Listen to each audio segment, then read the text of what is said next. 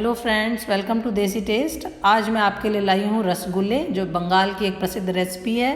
तो आप इसको ज़रूर ट्राई कीजिए। देखिए कितने बढ़िया मेरे रसगुल्ले बनकर तैयार हुए हैं और कितने स्पंजी हैं। मैं आपको एक दिखाती हूँ। ये देखिए कितने स्पंजी रसगुल्ले मेरे बनकर तैयार हुए हैं, और जो कि मैंने कुकर में बनाए हैं। तो ये मैंने इसके लिए 1 किलो के करीब दूध लिया है। तो आप पहले हम इसके लिए छेना निकाल लेते हैं। छेना यानी कि जो पनीर है हम वो निकाल रहे हैं। तो पनीर निकालने के लिए हमें दूध को अच्छी तरह से बॉईल करना है, और उसमें 1 से 1.5 नींबू जो आप यूज़ करेंगे, अगर पहले 1 नींबू का यूज़ करेंगे, नींबू के रस का। और अगर थोड़ा सा आपको लगे कि अच्छी तरह से नहीं दूध फटा है तो आधा नींबू और डालेंगे। और चाहे तो आप इसके अंदर 2 स्पून विनेगर का यूज़ कर सकते हैं। अगर आपके पास घर में नींबू नहीं है, विनेगर है, तो आप विनेगर से भी इसको जो है फाड़ सकते हैं दूध को, और इसका पनीर निकाल सकते हैं। विनेगर से दूध जो फाड़ने से फ़ायदा ये है कि उसमें जो खटास होती है, जैसे नींबू के जो आप पनीर निकालते हैं तो उसे ठंडे पानी से धोना पड़ता है, तो विनेगर के लिए हमें ऐसा नहीं करना पड़ता। तो देखिए ये हमारा निकल के तैयार है पनीर, जो हमारा छेना। तो इसे हम कॉटन के, किसी भी कॉटन के आप कपड़े में इसको छान लीजिए। बस कपड़े को आपको धोकर साफ़ कपड़े में इसको छानिएगा, तो ताकि इसका पूरा पानी हम निकाल सकें। तो ये देखिए इस तरह से। और हम थोड़ा सा ठंडा पानी डालेंगे इसके ऊपर, और ठंडा पानी हम इसलिए डाल रहे हैं ताकि जो थोड़ी बहुत खटास जो नींबू की इसके अंदर रह जाए वो सब निकल जाए। तो इस तरह से हमारा छेना यानी कि हमारा पनीर निकल के तैयार है। और आजकल आप लोग बाहर नहीं जा रहे हैं लेने के लिए, तो इजीली आप पनीर कभी भी आपको बनाना हो तो इस तरह से आप बना के रख सकते हैं घर में सब्जी बनाने के लिए। और या कोई स्वीट डिश आपको बनानी है, जहाँ भी आपको पनीर यूज़ करना है, इस तरह से आप निचोड़ कर पूरा पानी उसका निकाल दीजिए, और ये हमारा पनीर तैयार है। तो ये देखिए ये हमारे पानी निकल गया है इसका। तो मैं आपको खोल करके इसे दिखा देती हूँ। तो ये हमारा पनीर बन करके तैयार है। तो अब हम इसके छोटे छोटे बॉल्स बनाएंगे। पहले हम इसको गूँधेंगे, यानी कि जैसे आटे को हम मलते हैं उस तरह से हम इसको, देखिए उंगलियों से पहले पूरा फोड़ लेते हैं, और उसके बाद हम इसको अच्छी तरह से मलेंगे और इतना चिकना कर देंगे इसको जैसे कि आपका मैदे का आटा हो जाता है। उस तरह से इसका डो जो है हमें तैयार करना है। तो ये देखिए अच्छी तरह से आप इसे मसल लीजिए, और इसका हम एक बिल्कुल स्मूथ सॉफ्ट डो तैयार करेंगे मसलते हुए। कम से कम 8 से 10 मिनट हमें लगते हैं इसको करने में। तो जितना अच्छी तरह से आपका आटा गूंदा होगा उतने ही स्पंजी आपके रसगुल्ले बन करके तैयार होंगे।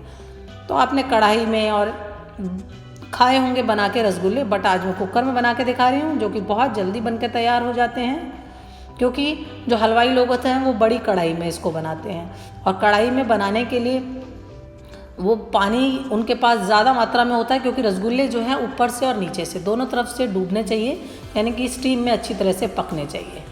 तो उसके लिए और उसमें जो गैस की फ्लेम है, यानी कि हीट बहुत तेज़ होनी चाहिए, तभी हमारे जो रसगुल्ले हैं बहुत अच्छे बनेंगे। तो ये हमारा डो लग कर के तैयार हो चुका है, और हम इसकी छोटी छोटी सी बॉल्स निकालेंगे। पहले हम इसको जो है अलग अलग छोटे छोटे पार्ट्स में हम डिवाइड कर रहे हैं, इक्वल पार्ट्स में, और फिर उसके बाद हम इसको गोल घुमाते हुए इनकी बॉल्स बनाकर तैयार करेंगे। तो हमें बहुत बड़ा साइज़ नहीं रखना है, इस बात का ध्यान रखिए, क्योंकि ऑलरेडी जब ये पानी में उबलेंगे तो ये डबल साइज़ हो जाएगा। तो आपको थोड़ा छोटा ही साइज़ रखिए इसका, जो आप बॉल बनाएंगे। और ध्यान रखिए बॉल में कोई भी दरार, कोई लाइन इसके अंदर नहीं रहनी चाहिए जब आप इसको पानी में डालेंगे। और जब आप इसमें जो पानी का यूज़ करेंगे, मीठा पानी जो यूज़ करेंगे हम इसका, चीनी का, और जो हम पानी का घोल बनाएंगे उसमें इसको डिप करेंगे। तो इस तरह से गोल गोल हाथों से आप इसे घुमाते हुए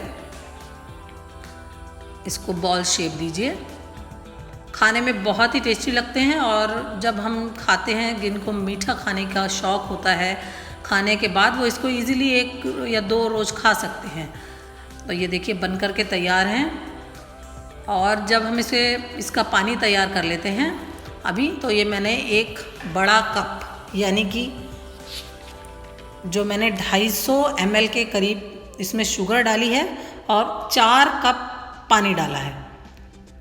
तो ये इसको अच्छी तरह से जब बॉयल आने लगेगा कुकर में, तो अब हम ये जो बॉल्स हैं इसके अंदर डाल देंगे। ध्यान रखिए 1 कप शुगर, यानी कि मैंने 250 ml शुगर लिया है, 1 कप बड़ा वाला, और वाटर मैंने 4 कप लिया है।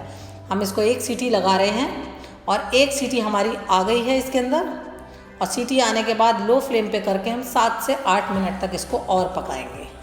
तो ये देखिए हमारे बन कर के तैयार हैं गुलाब जामुन। देखने में ही कितने बढ़िया लग रहे हैं और साइज़ भी डबल हो गया है। तो आप भी इसको बनाकर ट्राई कर सकते हैं। कितने स्पंजी बने हैं आप ये देख सकते हैं। तो फ्रेंड्स ये देखिए, मैं इसको काट करके भी आपको एक दिखाऊंगी। बहुत ही टेस्टी बनते हैं, और आप जब बनने के बाद इसको 7 से 8 घंटे आप इसको फ्रिज में रखिए और उसके बाद इसे खाइए।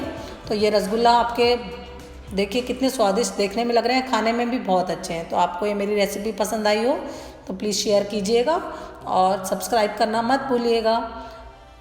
ये देखिए मैं आपको एक काट कर दिखा देती हूँ।